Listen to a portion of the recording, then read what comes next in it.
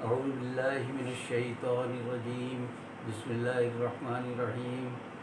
معزز خواتین و حضرات، آج میں اطہر علی ہاشمی صاحب کی روح سے شرمندگی کے ساتھ گوشۂ کمال کی 17ویں نشست میں حاضر ہوں۔ اطہر علی ہاشمی صاحب اپنے انتقال سے چند روز قبل مجھ سے یہ کہہ گئے تھے کہ آپ سید منور حسن صاحب سابق امیر جماعت اسلامی کے بارے میں اپنے تاثرات اور ان کے ساتھ اپنی یادداشتوں کو قلم بند کر کے ہمیں بھیج دیں۔ ہم جسارت میں ان کا خصوصی شمارہ شائع کر رہے ہیں، اس میں آپ کا یہ مضمون بھی شامل ہوگا۔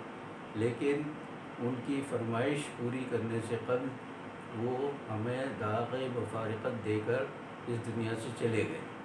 اس وقت میں آپ کو اور خاص طور سے نوجوانوں کو یہ بات کہنا چاہتا ہوں کہ میری اور اطہر علی ہاشمی صاحب کی اور جناب سید منور حسن صاحب کی عمروں میں بہت زیادہ فرق نہیں تھا۔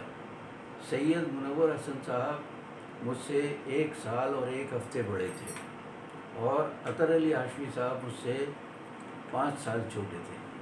تو اس طرح ہم کہہ سکتے ہیں کہ ہم تینوں افراد ہم عصر تھے، لیکن ان کی زندگی میں اللہ تعالیٰ نے ان کو جو شہرت، جو مقبولیت اور جو بلند مقام عطا کیا، میں اس کے گرد پا کے برابر بھی نہیں۔ ان کی خدمتوں کا اعتراف مرنے کے بعد جس انداز میں کیا جا رہا ہے، اس سے اندازہ کر لیجئے کہ یہ زندگی جو ہے ہماری، اس کو ماہ و سال کے پیمانے میں نہیں ناپ سکتے اور جانچ سکتے۔ اس کے پیمانے کچھ الگ ہوتے ہیں۔ اس میں انسان نے جتنا کام کیا ہو، جتنی خدمت کی ہو، اور جو کچھ اپنے علمی، ادبی، صحافتی صلاحیتوں سے لوگوں کو فائدہ پہنچایا ہو، ان پیمانوں سے ناپا جاتا ہے۔ پھر بھی اگر کوئی کمی بیشی رہ جائے تو اللہ تعالیٰ نے اسی لیے یوم آخرت رکھا ہے کہ جہاں آخری حساب ہوگا۔ میں بھی تقریباً 1 سال کم 80 سال کی عمر کا ہو چکا ہوں۔ اس عمر میں لوگ کہتے ہیں کہ دونوں حضرات نے جو مقام حاصل کیا، آپ وہاں تک کیوں نہیں پہنچ سکے؟ تو سوال یہ ہے کہ میں اگر ان سے بہت پیچھے ہوں تو ظاہر ہے کہ میری اپنی کوتاہیاں ہیں، میری اپنی خامیاں ہیں، کمزوریاں ہیں، علم میرا ناقص ہے، تجربہ میرا نامکمل ہے۔ ان لوگوں نے کم عمری میری عمر میں ہی بہت کچھ حاصل کر لیا، میں وہاں تک نہیں پہنچ سکا۔ لیکن بعض احباب اور کچھ دوست میرا دل رکھنے کے لیے کہتے ہیں کہ آپ کو مایوس ہونے کی کیا ضرورت ہے؟ بھائی میں مایوس نہیں ہوں، اللہ نے مجھ سے جو کام لینا چاہا وہ لیا، اور میں نے حتی المقدور نہایت دیانتداری کے ساتھ اس کام کو پورا کرنے کی کوشش کی۔ اب لوگ کہتے ہیں کہ آپ نے تدریس کے میدان میں بہت کام کیا، آپ نے صحافت کے میدان میں 56 سال گزارے، آپ کی 9 کتابیں شائع ہو چکی ہیں۔ یہ ساری باتیں میرے کریڈٹ پر بظاہر ہیں، لیکن حقیقت میں ان کا وہ علمی، ادبی مقام نہیں کہ یہ دنیا میں شہرت اور مقبولیت کا ذریعہ بن سکے۔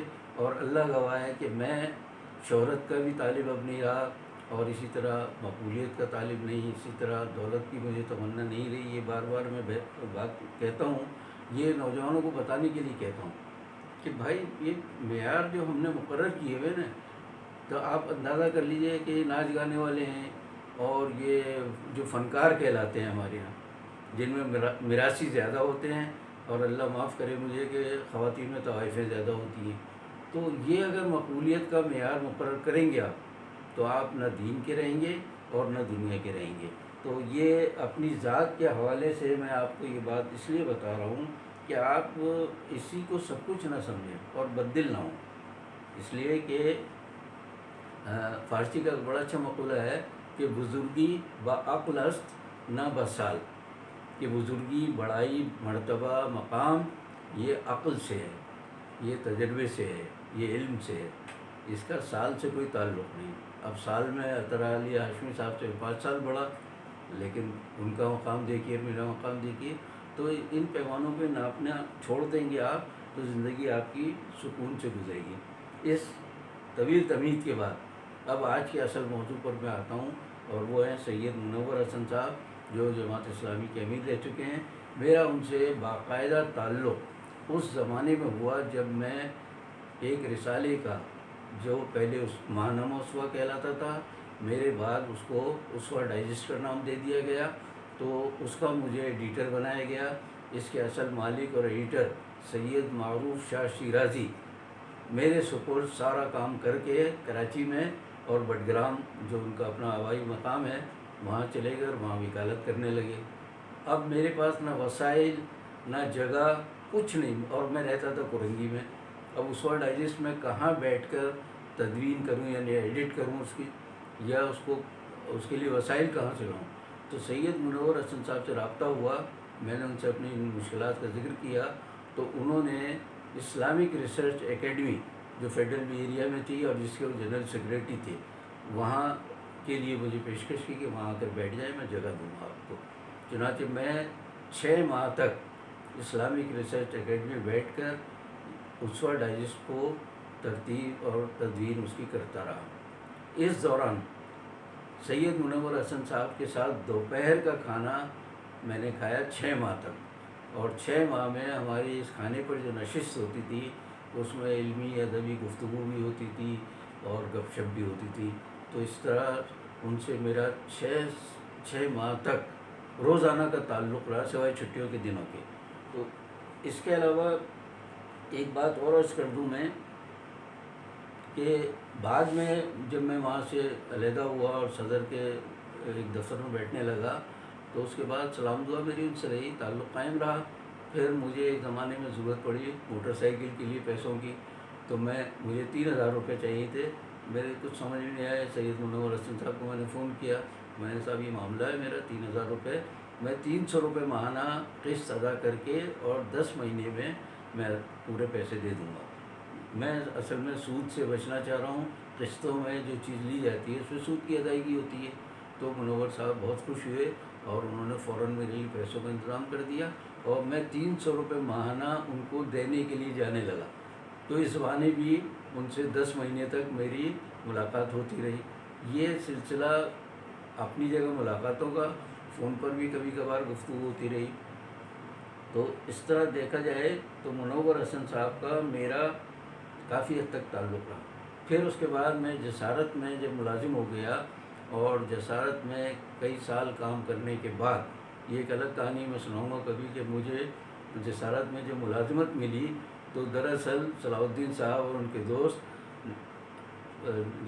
اخبار جہاں کے ایڈیٹر نثار احمد زبیری صاحب، ان کے درمیان یہ کشمکش رہی کہ معین کمالی کو میں رکھوں یا آپ رکھیں۔ تو میں اخبار جہاں میں اس زمانے پارٹ ٹائم کام کر رہا تھا، جز وقتی ملازمت تھی میری، تو صلاح الدین صاحب نے نثار زبیری صاحب سے مجھے مانگا کہ یہ شخص چاہیے مجھے۔ چنانچہ ان کے کہنے پر ان دونوں دوستوں کے درمیان فیصلہ ہوا کہ میں جسارت چلا جاؤں، جہاں مجھے کچھ مالی فوائد بھی حاصل ہوں۔ پھر کافی عرصے کے بعد صلاح الدین صاحب مرحوم کے تعلقات بگڑنے لگے اس زمانے کے امیر جماعت اسلامی کراچی محمود اعظم فاروقی صاحب سے، کہ جو جسارت کے منتظم اعلیٰ تھے۔ تو حالات جب خراب ہوئے تو صلاح الدین صاحب نے فیصلہ کیا کہ جسارت سے علیحدگی اختیار کر کے اپنا علیحدہ جریدہ تکبیر کے نام سے نکالیں گے۔ میں اور 10 افراد صلاح الدین صاحب کے ساتھ جسارت سے علیحدہ ہونے کا اعلان کر چکے تھے۔ اس دوران ایک روز میں جسارت کے میگزین سیکشن میں بیٹھا ہوا اپنا کام کر رہا تھا، تو فون آیا سید منور حسن صاحب کا، اور بڑے عجیب انداز میں وہ کہہ رہے ہیں جی آپ سے بڑی ملاقات کا خواہشمند ہوں اور یہ ہوں وہ۔ میں نے کہا صاحب آپ بتا دیجیے کہاں ملاقات؟ نہیں آپ جہاں کہیں میں حاضر ہو جاتا ہوں۔ میں شرمندہ ہوا، میں نے کہا نہیں آپ بزرگ بھی ہیں اور ظاہر ہے میری جماعت اسلامی کراچی ہے، میں خدات کالونی میں رہتا ہوں، میں موٹر سائیکل پہ گزرتے ہوئے جماعت اسلامی کے دفتر میں آپ اگر ہوں گے تو وہاں ملاقات کر لوں گا۔ ارے بھائی یہ تو آپ کا بڑا احسان ہوگا، یہ ہوگا وہ ہوگا۔ تو خیر میں ان کے پاس جا کر ملا، بڑی گرم جوشی سے ملے، اور انہوں نے مجھے زور دیا، مجھ پر اصرار کیا کہ میں جسارت نہ چھوڑوں۔ تو میں نے وجہ پوچھی انہوں نے، تو میں نے کہا صاحب 2 وجہ سے میں جسارت چھوڑ کر اور صلاح الدین صاحب کے ساتھ جا رہا ہوں۔ ایک وجہ تو یہ کہ محمود اعظم فاروقی صاحب اور صلاح الدین صاحب کے درمیان جس معاملے پر اختلاف پیدا ہوا ہے اس میں صلاح الدین صاحب کو حق پر سمجھتا ہوں۔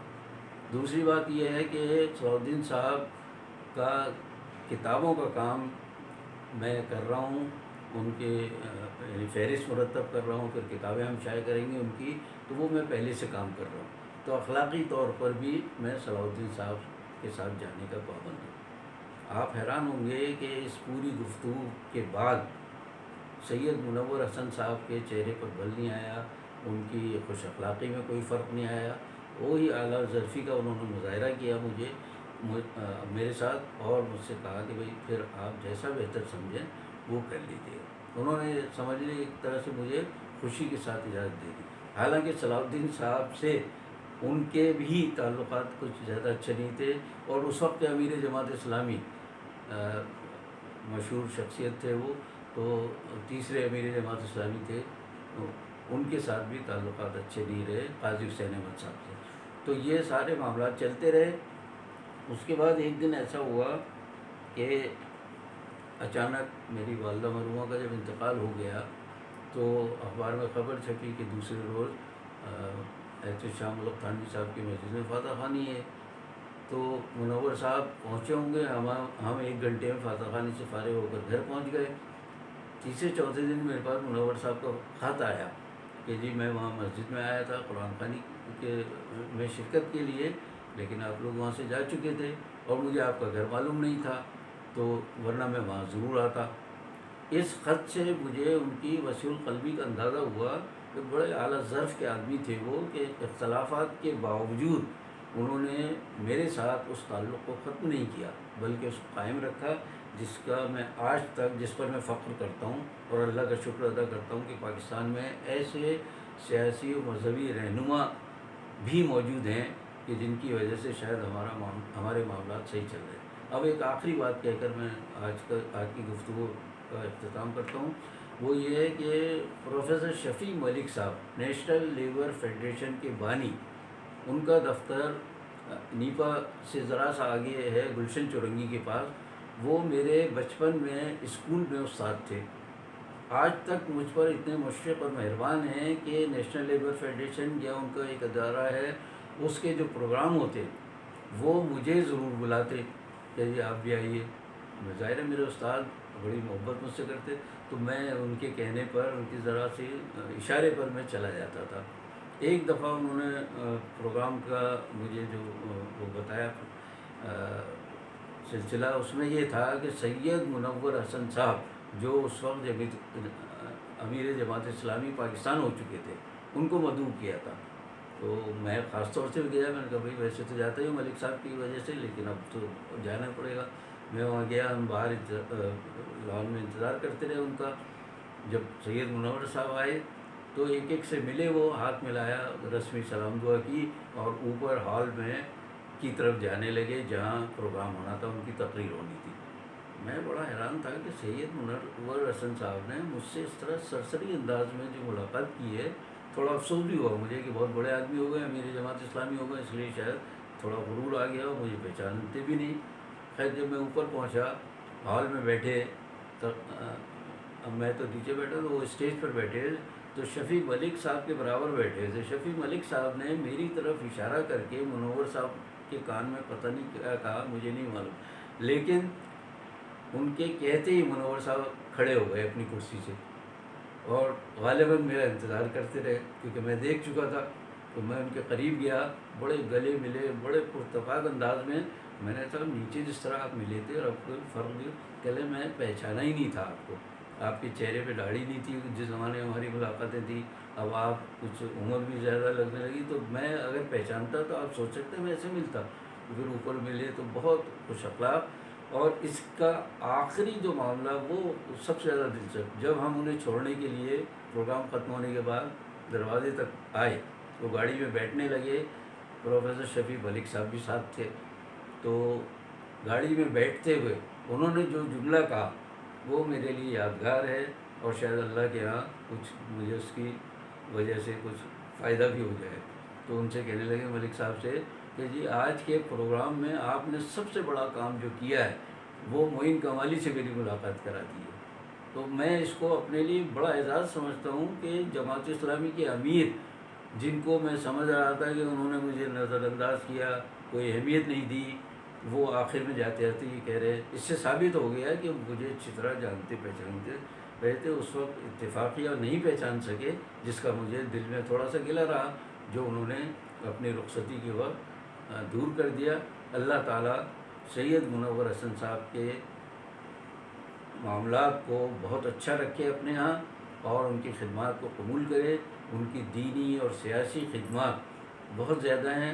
مجھے آخری عمر میں ان کے پتہ چلا کہ ماشاءاللہ وہ روحانی مرتبے میں بہت آگے پہنچ گئے تھے، اس وقت میری ملاقاتیں نہیں تھیں۔ تو اس کے ساتھ ہی آج کی اس گفتگو کا اختتام کرتے ہیں۔ انشاءاللہ جب تک زندگی ہے میں کچھ نہ کچھ کہتا رہوں گا۔ آج کے لیے اتنا ہی۔